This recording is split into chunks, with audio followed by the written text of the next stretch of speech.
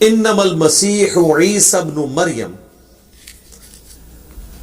مسیح عیسیٰ کے بیٹے مریم وہ تو نہیں ہے سوائے اس کے کہ وہ رسول اللہ ہے۔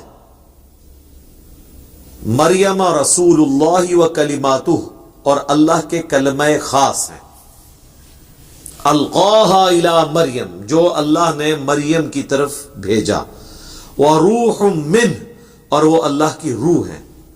اب یہ بڑی ہیوی ڈیوٹی قسم کے کلمات ہیں اور صفات ہیں جو حضرت عیسیٰ ابن مریم کے لیے ہیں۔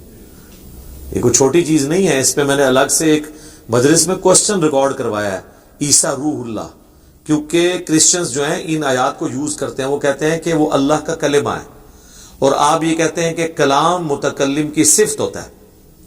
تو حضرت عیسیٰ جب اللہ کا کلمہ ہے تو اللہ کی صفت ہوئے، اور جب اللہ کی صفت ہوئے تو وہ مخلوق نہیں ہے، وہ اللہ ہی کی صفت ہے، اور اس سے وہ ثابت کرتے ہیں۔ اب لاجیکلی بڑی زبردست ہرارکی وہ بناتے ہیں، لیکن اس کو پورا پڑھے، وَكَلِمَتُهُ أَلْقَاهَا إِلَى مریم، یہ وہ کلمہ ہے جو مریم پر اللہ نے القاء کیا، اور اس کلمے سے مراد ہے اللہ تعالیٰ کا حکم کن۔ وہ سب ہم کلمت اللہ ہیں، ہم سب کن فیکون سے پیدا ہوئے ہیں۔ تو پھر حضرت عیسیٰ علیہ السلام کو خاص کلمت اللہ اس لیے کہا گیا کہ حضرت عیسیٰ علیہ السلام کی ولادت بغیر باپ کے ہوئی، وہ خاص کلمہ ہے۔ کلمہ سارے ہی ہیں۔ حضرت آدم علیہ السلام کو بھی تو اللہ تعالیٰ نے پیدا کیا، اسی لیے سورہ المائدہ میں آگے چل کے آئے گا کہ اللہ کے نزدیک عیسیٰ علیہ السلام جو ہے وہ آدم کی مثل ہے، اللہ نے انہیں کن فیکون کر کے پیدا کر لیا۔ تو یہ کہنا کہ اللہ کے کلمہ ہے تو اللہ کی وہ صفت، کلمہ ان معنوں میں نہیں ہے کہ وہ اللہ کی کوئی صفت ہے، مراد یہ کہ اللہ کا جو کلمہ ہے کہ اللہ فرماتا ہے کن کہ ہو جا تو وہ ہو جاتا ہے۔ تو حضرت عیسیٰ علیہ السلام بغیر باپ کے پیدا ہوئے، وہ باپ والا جو مسنگ ایلیمنٹ تھا وہ اللہ کا کلمہ کن تھا، ماں پھر بھی تھی۔ تو اگر خدا ہی ماننا ہے تو حضرت آدم کو بڑا خدا مانو، ان کی ماں بھی کوئی نہیں تھی، وہ بغیر ماں باپ کے پیدا ہوئے ہیں، لیکن وہ بھی اللہ نے کہا کن فیکون۔ اچھا، اب کرسچن حضرت عیسیٰ کو اللہ کا کلمہ مانتے ہیں، حضرت آدم کو نہیں مانتے، کہتے ہیں آدم اللہ کے بندے ہیں۔ تو جس کی ماں بھی نہیں باپ بھی نہیں، دو کلمات کن سے جو پیدا ہوا ہے وہ تو بندہ ہے، اور جو ایک کلمہ کن سے پیدا ہوا ہے وہ اللہ کا بیٹا ہے، اللہ کی صفت ہے۔ اللاجیکل گفتگو۔ اور دوسری طرف یہ بھی مانتے ہیں کہ انہیں سولی دے دیا گیا اور ہمارے گناہوں کا کفارہ بن گئے۔ بھئی اللہ کو تو موت ہے ہی نہیں ہے، اللہ کی صفت کو کیسے موت آ سکتی ہے؟ یہ ان کو آپ سولی پہ دیے جانا ماننا ہی ان کو مخلوق ماننا ہے۔ آپ کے نزدیک بھی ثابت ہو جاتی ہے یہ بات، ہمارے نزدیک تو ان کو الٹیمیٹلی موت آئے گی، اور وہ اللہ کی طرف سے روح ہے، روح من، اللہ کی طرف سے روح ہے۔ من کا مطلب ہے فرام گاڈ، وہ تو انسان کے لیے اللہ نے فرمایا وَنَفَخْتُ فِيهِ مِن رُوحِي، اور جب میں اپنی طرف سے، یہ وہی مِن رُوحِي، یہاں بھی روح من ہے، اپنی طرف سے روح پھونک دوں تو اے فرشتوں اس آدم کے لیے سجدے میں گر پڑنا۔ تو آدم تو اللہ کے بندے ہیں، تو حضرت عیسیٰ علیہ السلام بھی اگر روح من ہے تو اللہ کے بندے ہیں۔ فَآمِنُوا بِاللَّهِ وَرُسُلِهِ، پس ایمان لاؤ اللہ پر، اس کے رسولوں پر۔ وَلَا تَقُولُوا ثَلَاثَةً، اور مت کہا کرو کہ تین خدا ہے۔ انتہوا، باز آ جاؤ، خیرا لکم، اسی میں تمہاری خیریت ہے۔ انما اللہ الہ واحد، اللہ تو نہیں سوائے اس کے کہ وہ اکیلا ہے، اکیلا معبود۔ سبحانہ، وہ پاک ہے، وہ اولاد سے پاک ہے۔ اولاد تو ہوتی ہے باپ کا نام روشن کرنے کے لیے، اس باپ کا نام روشن کرنے کے لیے جس باپ نے مر جانا ہو، اور جب باپ تم خدا کو کہہ رہے ہو تو اس کو تو موت ہی نہیں آنی، اسے کس اولاد کی ضرورت ہے؟ سبحانہ، وہ تو پاک ہے۔ ان یکون لہ ولد، کہ اس کا کوئی بیٹا ہو، بیٹے کی تو ضرورت ہی نہیں اسے اپنی نسل چلانے کے لیے، اور نسل چلانے کے لیے تو اسے ضرورت ہے جسے موت آنی ہو، جسے موت ہی نہیں آنی اس نے کیوں اپنی نسل آگے چلانی ہے؟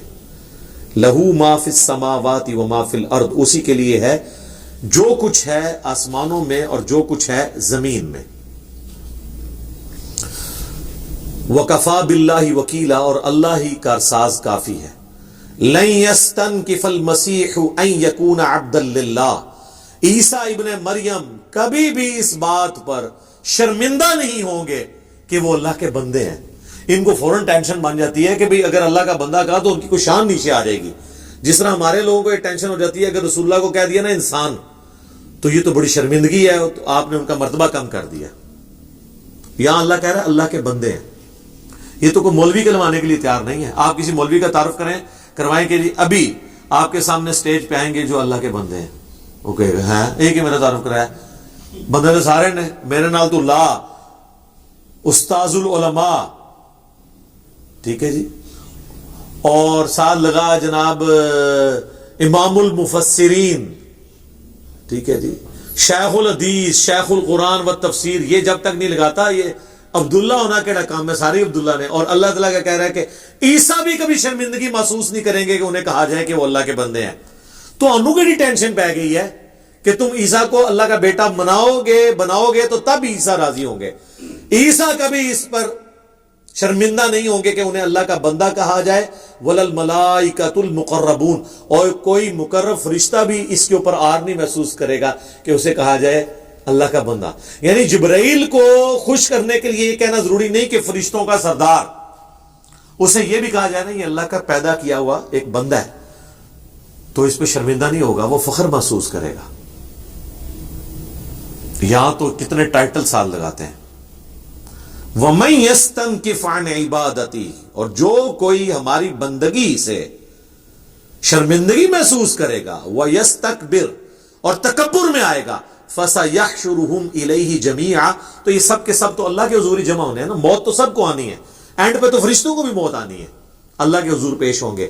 فَأَمَّا الَّذِينَ آمَنُوا, تو پس جو لوگ ایمان لائے, وَعَمِلُوا الصَّالِحَاتِ, اور انہوں نے نیک اعمال کیے, فَيُوَفِّيهِمْ أُجُورَهُمْ, تو انہیں پورا بدلہ دیا جائے گا. وَيَزِيدُهُمْ مِنْ فَضْلِهِ, اور اللہ اپنے فضل سے زیادہ بھی دے دے گا. اللہ یعنی کوئی اللہ تعالیٰ تو اپنے فضل میں وسعت والا ہے, وہ جو کچھ کیا ہوگا اس سے بھی بڑھ کے دے دے گا. وَأَمَّا الَّذِينَ اسْتَنْكَفُوا, ہاں جنہوں نے دنیا میں اللہ کا بندہ کہلوانے سے اپنے آپ کو شرمندگی محسوس کی, یا اللہ کی عبادت سے تکبر کیا, وَاسْتَكْبَرُوا, اور تکبر کیا, فَيُعَذِّبُهُمْ عَذَابًا أَلِيمًا, ایسے لوگوں کو ہم دردناک عذاب دیں گے. ذکر ہوا ہے عیسیٰ کا اور جبرائیل کا اور میکائیل کا اور اسرافیل کا, مقربین کا, انبیاء کا ذکر کر کے کہا کہ ان میں سے بھی اگر کوئی اس بات کے اوپر شرمندگی محسوس کرے کہ اسے اللہ کا بندہ کہا جائے تو ہم اسے دردناک عذاب دیں گے. یہ بفرض محال ہے. سورہ آل عمران میں تو یہاں تک آیا کہ کبھی ایسا نہیں ہوا کہ اللہ تعالیٰ نے کسی کو پیغمبر بنا کے بھیجا ہو اور وہ لوگوں سے کہے کہ لوگوں اللہ کو چھوڑ کے میری عبادت کرو. وہ یہی کہے گا کونو ربانیین, سب کے سب رب والے بن جاؤ, اللہ والے بن جاؤ. یہاں تو پیرلل میں گاڈ بنایا ہوتا ہے نا انبیاء کو, اور دوسری طرف جو لوگ توحید بیان کرتے ہیں وہ انبیاء کی تنقیص شروع کر دیتے ہیں. توحید کی اپنی اہمیت ہے اور انبیاء کی عصمت و عفت کی اپنی اہمیت ہے. درمیان میں بڑا بیلنس کر کے اس معاملے کو چلنا ہے. وَلَا يَجِدُونَ لَهُم مِّن دُونِ اللَّهِ وَلِيًّا وَلَا نَصِيرًا, اور ایسا شخص پھر قیامت والے دن اللہ کے سوا نہ کوئی اپنا پشت پناہ حمایتی پائے گا نہ کوئی مددگار. یا ایھا الناس, اے لوگو, قد جاءکم برہان من ربکم, بے شک تمہارے رب کی طرف سے روشن دلیل تمہارے پاس آ چکی ہے, قرآن اور رسول اللہ کی شکل میں برہان. وَأَنزَلْنَا إِلَيْكُمْ نُورًا مُبِينًا, اور تمہاری طرف نازل کیا ہے اللہ نے روشن نور, یعنی قرآن اور نبی علیہ السلام. فَأَمَّا الَّذِينَ آمَنُوا, پس جو کوئی ایمان لائیں گے, باللہ, اللہ پر, وَاعْتَصَمُوا بِهِ, اور مضبوطی سے پکڑ لیں گے اسے.